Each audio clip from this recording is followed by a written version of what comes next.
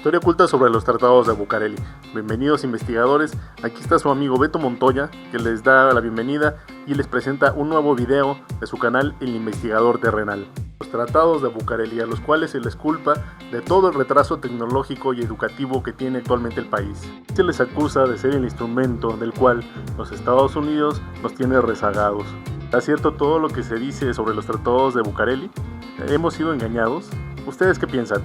Podemos decir que Álvaro Obregón tenía la urgencia de ser reconocido como presidente de la nación por parte de Estados Unidos.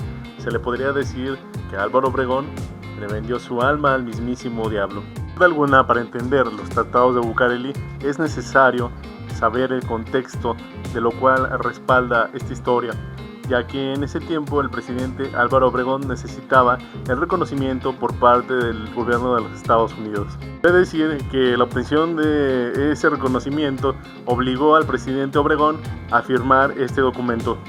Tras los hechos que acabaron con la vida de Venustiano Carranza, entonces presidente de México, los norteamericanos dicen que no reconocen al sucesor, porque no llegó al poder por la vía legal, llegó con un golpe militar, quitándole la vida al presidente que ellos ya habían reconocido y que el nuevo Álvaro Obregón ellos no reconocían.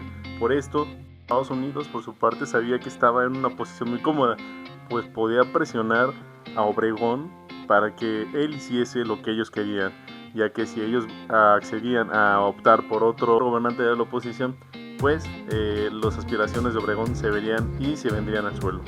Obregón por su parte intentó mostrar resistencia entre los estadounidenses, pero bien sabemos que ellos tenían el sartén por el mango. También Obregón temía que el pueblo mexicano se diese cuenta de que él estaba accediendo a todos los caprichos de los norteamericanos, entonces decidió algo. Obregón les decía: primero quiero que me reconozcan incondicionalmente y yo les aseguro que les voy a resolver el problema del petróleo. No se preocupen, pero primero tienen que reconocerme.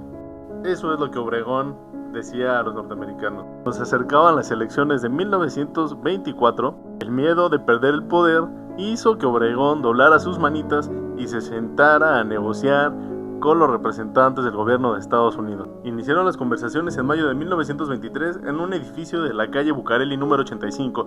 Es ahí donde iniciaron las conversaciones de los tratados de Bucareli. Estos concluyeron en mediados de agosto. EU accedió al reconocimiento a la presidencia de Obregón.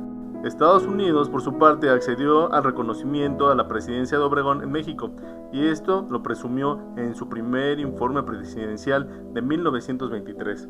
Los encargados de llegar a la negociación fueron Fernando Roa y Ramón Ross por parte de México, y por parte de los Estados Unidos, Charles Warren y John Payne. Más de 19 juntas se llevaron a cabo entre los comisionados de ambos países. El contenido de los tratados de Bucareli, básicamente Estados Unidos buscaba con esa firma que México garantizara la propiedad de los estadounidenses en los derechos en sus tierras que radicaban en México, y que sus compañías ubicadas en nuestro territorio, que tenían propiedades antes de la declarada Constitución del 17, conservaran sus posesiones donde había yacimientos de minerales o de petróleo. El petróleo jugó un papel muy importante, pues la Constitución de 1917 vino a perjudicar a compañías extranjeras, ya que el artículo 27 establece que la tierra y el agua ubicadas en el subsuelo son riquezas que pertenecen a nuestra nación, lo cual indicaba que las empresas debían pagar por extraer esas riquezas nacionales, por lo cual se hicieron 3 de las condiciones por parte de México. Pero nosotros nos enfocamos en la leyenda negra de estos tratados, donde se le prohíbe a México producir tecnología, ya sea de motores, aviones, naves o cualquier otro tipo de maquinaria. Además, cualquier proceso de industrialización del petróleo y de sus derivados.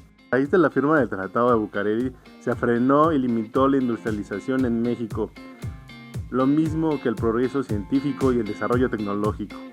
Esto influyó considerablemente en el atraso y rezago tecnológico, haciendo que nuestro país únicamente fuera un país manufacturero. Bien, acabamos de escuchar la leyenda negra, pero si nos damos cuenta y hacemos un análisis enfático, nos percataremos, si bien nuestro atraso no se debe en un 100% a la mano de los Estados Unidos, es evidente que se debe a nuestra división, la división que por años propagó el partido que ya todos ustedes conocen. Considerablemente afectó a nuestra economía porque hubo una división muy gigantesca entre las clases, la proletaria, la industrializada y la clase alta. Pero bueno, los saluda su amigo Beto Montoya de su canal favorito, El Investigador Terrenal, y lo dejo a su consideración.